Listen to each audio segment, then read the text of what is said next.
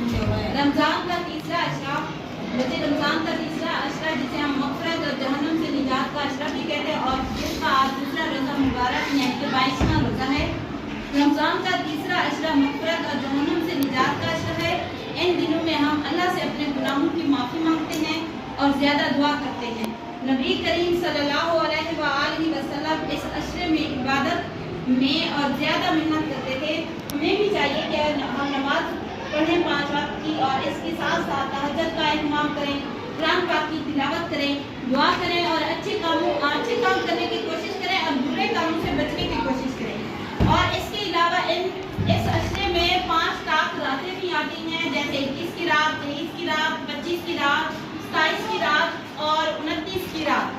ये रातें जिन्हें हम लैलतुल क़द्र कहते हैं, ये वो इन 5 ताक रातों में से एक रात लैलतुल क़द्र की रात होती है।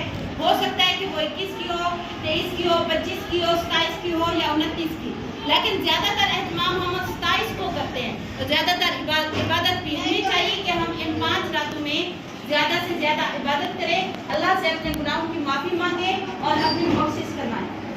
ये था आज का लेक्चर।